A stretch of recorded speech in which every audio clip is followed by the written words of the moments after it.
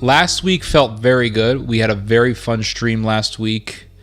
This week is a little, for some reason, I don't know what it is. It's just an off day for me. It's an off day. It's just hot. It's I did a lot of physical work yesterday. I made like, I don't know, 50 dumplings or something like that. It took me hours to do it, but I eventually finished it. And my feet were killing me, and doing website work is very,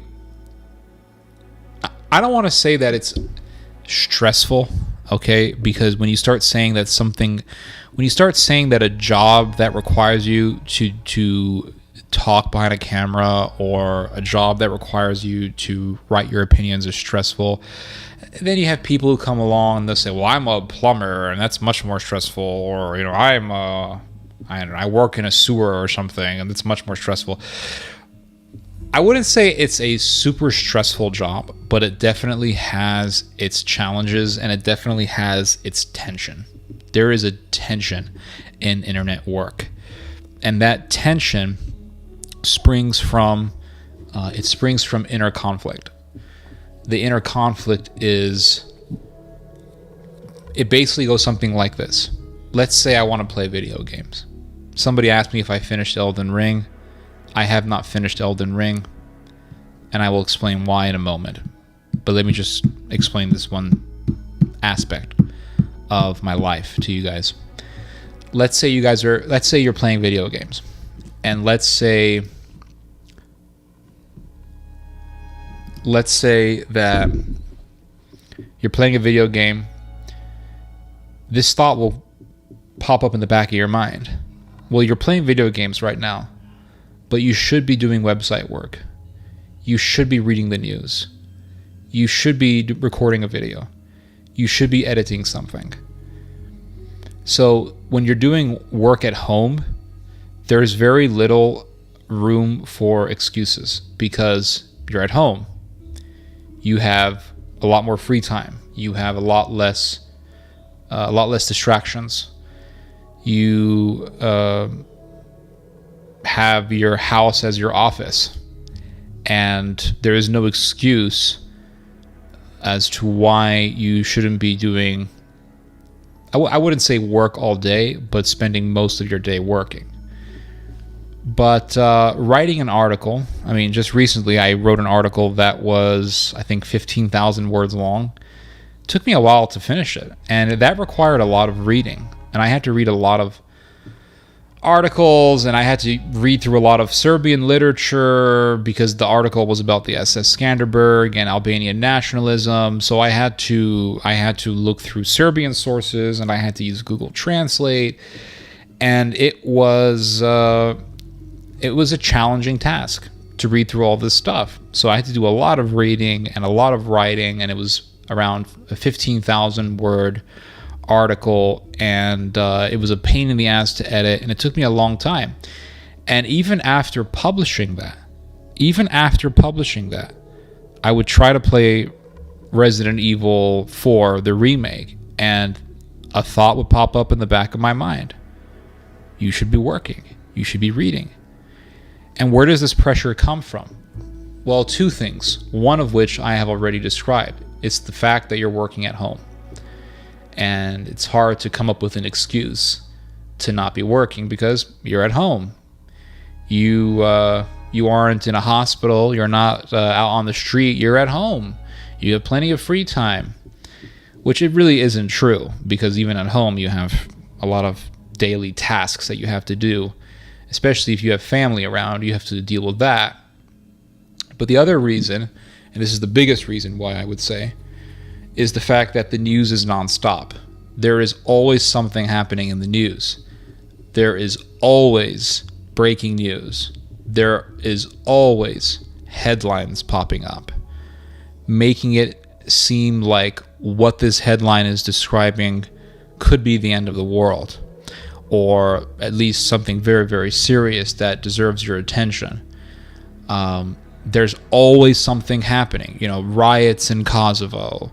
They're fighting in Bakhmut, Ukrainian counteroffensive, Trump being indicted, the tension between Trump and DeSantis, what is it? I don't know. Tennessee doing a law against transgender indoctrination, California losing water. I mean, it never stops.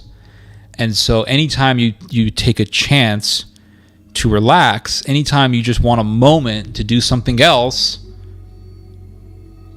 there's this thought. It's like a demon. It's like this thought in the back of your head, like, dude, you should be reading the news. And I'll take my phone out and I'll start looking at Twitter, and I start looking at the news, I start looking at this stuff, and it's like, and I rarely ever find something that I'm really even interested in talking about. Like, it's very rare. I mean, man, this is why I want to do a video illustrating my journey from when I first started doing internet commentary to now. Because when you look at my writings when I first started, it's like a different person.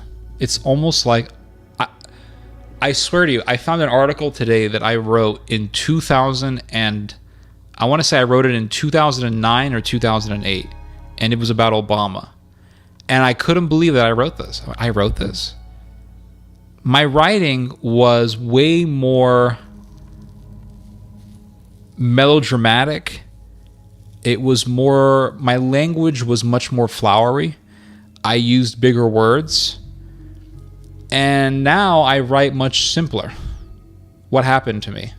It's like a different person.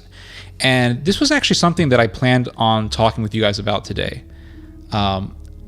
Human beings are onions. It's just like that line from the movie Shrek. Human beings are not the same people all the time. I think every 10 years, we shed the skin, we shed some part of us away, like a snake shedding its skin. I would say usually every 10 years, right? And I would say after every 5 years, you start really feeling the change coming, or you start experiencing some gradual change of yourself. And then after 10 years, you really, really change in some way, right? Not in every way, but there's some part of you that changes. There's some part of you that disappears, that goes away. Like, some of us were once cowards. Some of us were cowards of the extreme order, and then we become more courageous. Some of us were once very courageous, but then we become cowards as we get older. We go through changes in life. And one thing with me was that when I first started blogging, I really wanted to write in a poetic way. I really wanted to write in a beautiful way. I really wanted to write in a way that would inspire people. And the thing is that I did inspire people. I've had many people write me saying, "Oh, I became a Catholic because of your writings," or "I became an Eastern Orthodox because of your writings." Everything seemed more fluid. 10 years ago, 9 years ago, 8 years ago, 7 years ago, 6 years ago, everything felt more fluid. I would just get up, boom. I would write an article. I would write 2 articles. I would read a bunch of stuff, write an article, bam, here you go, 3,000 words. Now, I'll start writing, and then I'm thinking, wait a second, what the hell am I even writing? How do I know if this is even true? So then I'll look it up, right? So that's to give you guys a practical example of what I'm talking about. I wrote this article about tensions in Kosovo and the history going all the way back to the First League of Prizren in the 19th century. And this was something that took me a long time to write because I kept finding different rabbit holes in my research. So for example, I've been reading this book on the war in the 1990s in Kosovo.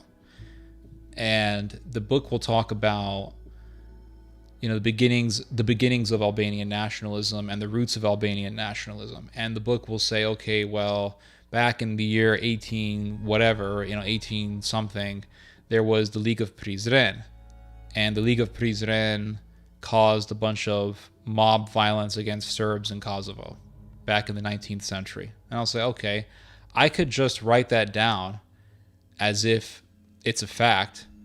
But what if somebody asks me, and this is what goes through my head as I'm writing, what if somebody asks me, well, could you give me an example of these pogroms? So then I started looking up these pogroms and I started reading about them. And then I read more about the League of Prizren. Well, what's the League of Prizren? So you read the whole Wikipedia article on the League of Prizren, and then you find out about some guy named Frasheri. And Frasheri was one of the architects of the League of Prizren. Well, who was he? Who inspired him? Then you read about some guy. His name is something Pasco. I forget his first name. And he was one of the godfathers of Albanian nationalism. Okay. And then you read about the guy who would later become the first president of Albania, and they wanted to have Albanian language schools, and that's how it all began, right? Albania, we need schools that have the Albanian language, and and let's go kill some Serbs. And then the Albanians fought the Ottomans. And it's like, well, hold on, which battles did they fight in? So then you read about the various Albanian revolts, and there were many Albanian revolts against the Ottoman Empire.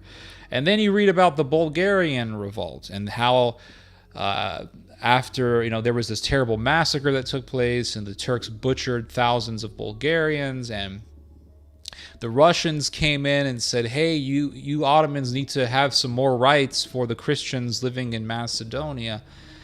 And the Ottomans were like, yeah, we'll do some rights. And then the Austrians are like, yeah, Mr. Evil Turks, we civilized Austrians, we want you to be nicer to Christians. And then when push came to shove, the Austrians sided with the Ottomans against the Russians. And then, before that, the Russians lost in a war fighting the Japanese. And there's just so many things that go into this, right? There's so many things. So you try to read up on all these different things, and then you put it together in an article. You see, I would not have really done that or done that with that much intensity back in 2013, 2014, 2015. In those years, I would have read one thing for the most part, right? It wasn't all the time, but for the most part, I would have just read a couple things and been like, yeah, let's write a nice article about this and write some long, flowery poem / article / essay, et cetera, and put it out there. And I felt super comfortable about it. But now it's like I'll write something and I'm just like, what else was going on here? You know what I mean? Like what else was happening? What else was going on? And well, we can sit here and write about how evil the KLA was, but what about this one Serbian guy that made some poor Bosnian guy bite the testicles off of another Bosnian guy? What the hell's up with that? And you just start thinking about all these things, and you don't want to lose sight of the forest for a couple of trees, is what I'm trying to say. So it's more difficult for me to write because of this mindset that I have. I just feel stuck, to be honest with you guys. I just feel very stuck. It's just, I feel stuck, to be honest with you. And nothing feels easy anymore. Nothing really feels easy. Nothing really feels easy, and that's it. That's why I look the way that I do, because and the thing is, like, I'm trying to make these streams fun. But if I'm not feeling it within myself, the stream is not it's not gonna feel that fun. You know what I'm saying? Anyway, that's my rant about that.